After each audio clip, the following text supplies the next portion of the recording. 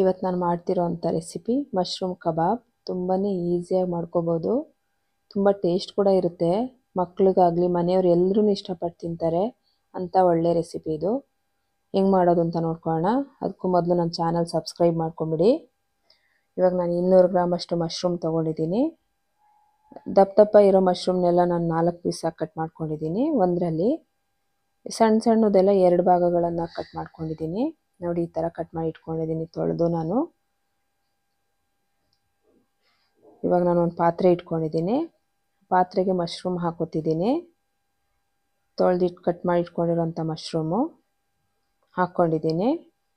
ಇವಾಗ ನಾನು ಇದಕ್ಕೆ ಅರಿಶಿನದ ಪುಡಿ ಹಾಕೋತೀನಿ, ಒಂದು ಅರ್ಧ ಟೀ ಸ್ಪೂನು. 1 ಟೀ ಸ್ಪೂನಷ್ಟು ಅಚ್ಚ ಖಾರದ ಪುಡಿ ಹಾಕ್ಕೊಂಡಿದ್ದೀನಿ. 1 ಟೀ ಸ್ಪೂನಷ್ಟು ಗರಂ ಮಸಾಲ ಹಾಕ್ಕೊಂಡಿದ್ದೀನಿ. 1 ಟೀ ಸ್ಪೂನು ಧನಿಯಾ ಪೌಡ್ರ್ ಹಾಕ್ಕೊಂಡಿದ್ದೀನಿ. ಇವಾಗ ಇದಕ್ಕೆ ನಾನು ಶುಂಠಿ ಬೆಳ್ಳುಳ್ಳಿ ಪೇಸ್ಟ್ ಹಾಕೋತಿದ್ದೀನಿ 1 ಸ್ಪೂನಷ್ಟು. ಮತ್ತು ಕಡಲೆ ಹಿಟ್ಟು ಹಾಕ್ಕೊಂಡಿದ್ದೀನಿ 1.5 ಸ್ಪೂನು. 1 ಸ್ಪೂನಷ್ಟು ಕಾರ್ನ್ಫ್ಲೋರ್ ತೊಗೊಂಡಿದ್ದೀನಿ. ಕಾರ್ನ್ಫ್ಲೋರ್ ಇಲ್ಲ ಅಂತ ಹೇಳಿದ್ರೆ ಮೈದಾ ಹಿಟ್ಟು ತೊಗೋಬೋದು. ಇವಾಗ ನಾನು ಒಂದು ಮೊಟ್ಟೆನ ಒಡೆದು ಹಾಕ್ಕೋತಾ ಇದ್ದೀನಿ. ನಾನು ಎಲ್ಲೋ ಭಾಗ ಕೂಡ ಸೇರಿಸ್ಕೊಂಡಿದ್ದೀನಿ ಮೊಟ್ಟೆ ಜೊತೆ, ಯಾವುದನ್ನು ತೆಗೆದಿಲ್ಲ ನಾನು. ಮೊಟ್ಟೆಲಿರೋವಂಥ ಎಲ್ಲ ಒಂದು ಮೊಟ್ಟೆ ಫುಲ್ಲು ಹಾಕ್ಕೊಂಬಿಟ್ಟಿದ್ದೀನಿ. ರುಚಿಗೆ ಎಷ್ಟು ಬೇಕೋ ಅಷ್ಟು ಉಪ್ಪು ನೋಡ್ಕೊಂಡು ಹಾಕ್ಕೋತಿದ್ದೀನಿ.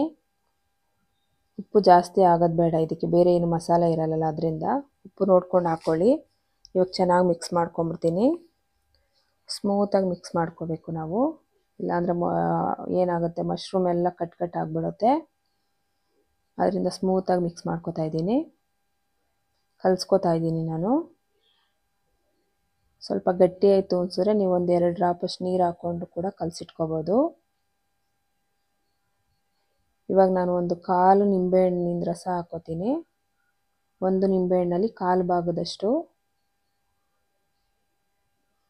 ನಿಮ್ಗೆ ನೋಡ್ಕೊಂಡು ಹಾಕ್ಕೊಳ್ಳಿ ಹುಳಿ ಎಷ್ಟು ಬೇಕು ಅಂತ. ಇವಾಗ ಚೆನ್ನಾಗಿ ಕಲಸಿಟ್ಕೊಂಡ್ಬಿಡ್ತೀನಿ. ಮತ್ತೆ ನೋಡಿ, ಒಂದು ಹದವಾಗಿದೆ ಇದು, ತುಂಬ ತೆಳ್ಳಗೂ ಆಗಿಲ್ಲ ಗಟ್ಟಿನೂ ಆಗಿಲ್ಲ.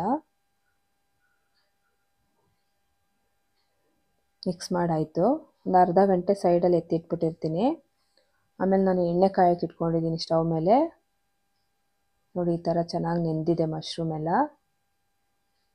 ಇವಾಗ ಕಾದಿರೋ ಎಣ್ಣೆಗೆ ನಾನು ಒಂದೊಂದೇ ಮಶ್ರೂಮ್ ಪೀಸ್ಗಳನ್ನ ಹಾಕೋತೀನಿ.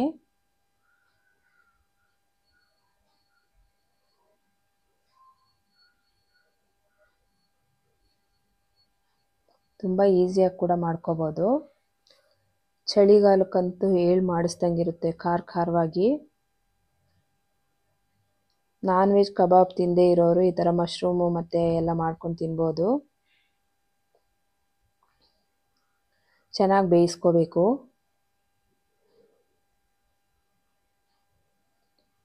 ಎಷ್ಟು ಚೆನ್ನಾಗಿ ಕಾಣ್ತಾ ಇದೆ ನೋಡಿ ಕಬಾಬು. ಚೆನ್ನಾಗಿ ಕೈ ಆಡಿಸ್ತಾ ಇರಬೇಕು ನಾವು ಬೇಯಬೇಕಾದ್ರೆ, ಇಲ್ಲಾಂದರೆ ಒಂದೇ ಕಡೆ ಕಲರ್ ಚೇಂಜ್ ಆಗಿಬಿಡುತ್ತೆ ಅಂತ. ನೋಡಿ, ಈ ಥರ ಆಗಿದೆ. ಇನ್ನು ಸ್ವಲ್ಪ ಬೇಯಲಿ. ಈ ಥರ ಕೈ ಆಡಿಸ್ಕೋತಾ ಇರಬೇಕು. ಉರಿ ನೀವು ಸಿಮ್ಮಲ್ಲಿಟ್ರೂ ಆಗುತ್ತೆ, ಅಥವಾ ಹೈ ಫ್ಲೇಮ್ ಮಾಡಿದ್ರೂ ಆಗುತ್ತೆ. ನೋಡ್ಕೊಂಡು ಕೈ ಆಡಿಸ್ತಾ ಇರಬೇಕು ಅಷ್ಟೇ. ನೋಡಿ, ಇವಾಗ ಈ ಥರ ಆಗಿದೆ. ಕಾಣಿಸ್ತಾ ಇದೆ ಅಲ್ಲ, ಎಷ್ಟು ಚೆನ್ನಾಗಿ ಕಾಣ್ತಾ ಇದೆ ಅಲ್ಲ ನೋಡಿ. ತುಂಬ ಚೆನ್ನಾಗಿದೆ, ಒಳ್ಳೆ ಟೇಸ್ಟ್ ಕೂಡ. ಯಾರು ಕೊಟ್ಟರು ಬೇಡ ಅನ್ನಲ್ಲ, ಅಷ್ಟು ಚೆನ್ನಾಗಿರುತ್ತೆ. ಚೆನ್ನಾಗಿ ಬೇಯ್ತಾ ಇದೆ. ಊಟ ಮಾಡಲ್ಲ ಅಂತ ಹೇಳಿದ್ರು ಮಕ್ಳಿಗೆ ಅನ್ನದ ಜೊತೆಗೆಲ್ಲ ಸೈಡ್ಗೆ ಇದನ್ನು ಕೊಟ್ಟರೆ ಚೆನ್ನಾಗಿ ತಿಂತಾರೆ ಅನ್ನನೂ.